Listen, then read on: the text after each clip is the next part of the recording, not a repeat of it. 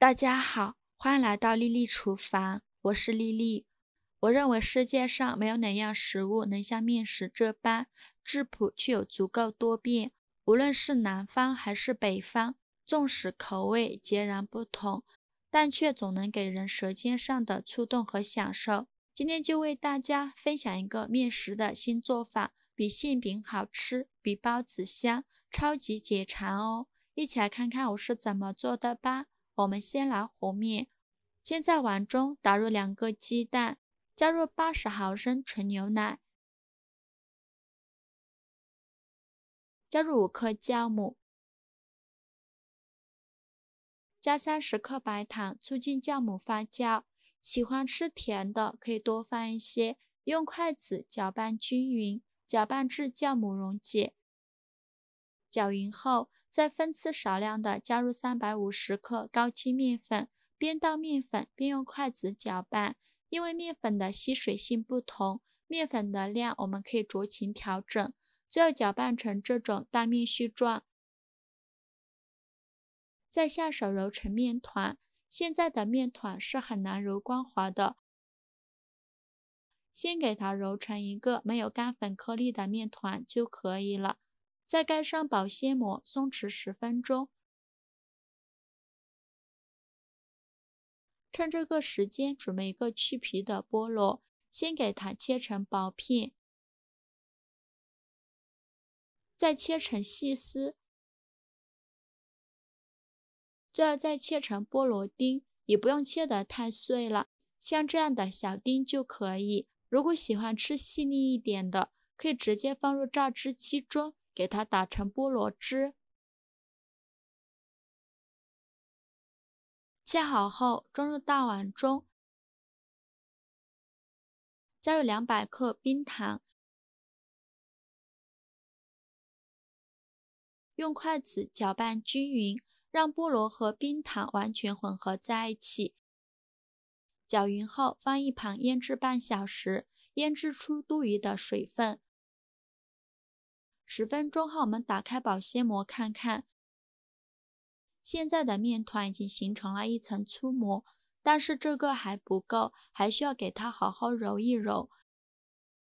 面板上倒少许食用油，用手给它抹匀，然后把面团转移到面板上，用手轻轻按扁，在中间给它按出一个窝窝，然后加一勺食盐，再加30克软化的黄油，用手揉匀，让黄油完全融入面团里。这里没什么讲究，想怎么揉就怎么揉。揉匀后，再像洗衣服一样给它推拉揉搓，给它揉出手套膜。刚开始揉的时候会有一些粘手，可以抹少许食用油，或者是戴上一次性的手套，多揉一会儿就不会粘手了。一边揉搓一边摔打，这样更容易揉出手套膜，直到拉开有一层这样薄薄的膜，而且不容易破，说明就可以。全程大约需要揉10分钟左右，再给它揉匀，揉成这样一个偏软一点的光滑面团就可以。再放回大碗中，用手轻轻按扁，淋少许食用油，防止粘连。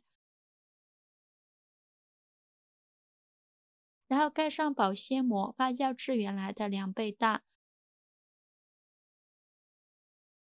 现在我们的菠萝已腌得差不多了，看一下已经腌出了这么多的水分，像这样子就可以。锅烧热，不用放油，直接倒入菠萝，开大火翻炒，用铲子不停地翻动，把菠萝多余的水分炒出来。不时的用铲子翻动一下就可以了，把菠萝的水分炒干，大概需要10分钟左右。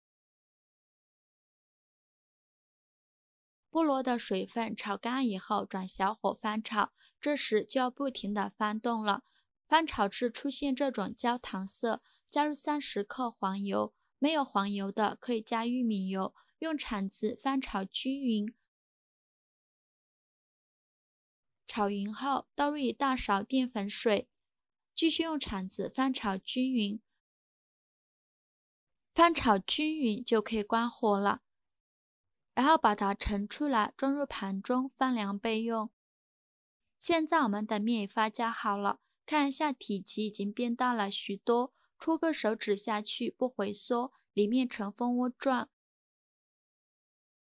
面板上撒一些干面粉，把面团放到面板上，给它好好揉一揉，拍拍气，尽量多揉一会儿，把里面的气孔排干净，这样做出来的面食才会松软。再给它整理成圆形，用手轻轻按扁，再取出擀面杖给它擀薄擀大，给它擀成一个薄一点的大圆饼，也不用擀得太薄了，厚度约1厘米左右。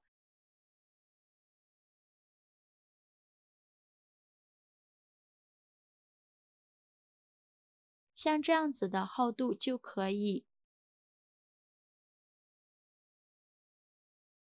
然后准备一张油纸，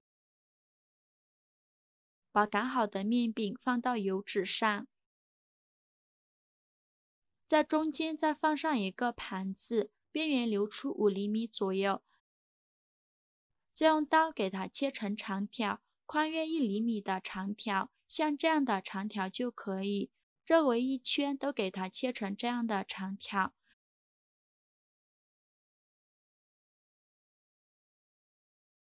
切好之后，再把盘子拿掉，再像视频中这样给它编起来，取一根长条斜放到面饼上，用手指按压紧实，然后隔着取一根长条交叉放到面饼上，同样用手指按压紧实，再把中间的那根长条斜放到面饼上，一直这样重复操作，给面饼做出一个漂亮的花边。制作视频不易，您的每一个留言和每一个点赞都是我前进的动力。如果您觉得我分享的视频对你有帮助的话，请您给我点个赞，关注我一下吧，非常感谢您的支持。像这样一个漂亮的花边就做好了，然后转移到烤盘中，再盖上保鲜膜，2次醒发10分钟。趁这个时间准备一个鸡蛋黄，放入小碗中，用刷子刷散，刷散后放一旁备用。现在我们的面饼2次发酵好了，看一下体积已经变大了许多，用手指按压能迅速回弹，然后在边缘刷一层蛋黄液，中间不用刷蛋黄液，边缘薄薄的刷上一层就可以。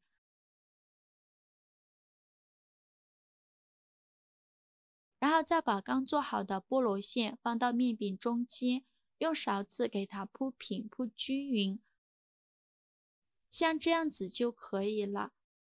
烤箱提前预热5分钟，放到烤箱中层，盖上盖子，上下火170度烤20分钟。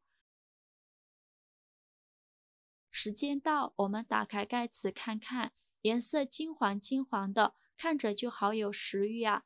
浓浓的菠萝香味扑鼻而来，真的是太香了。再把它取出来，放到案板上，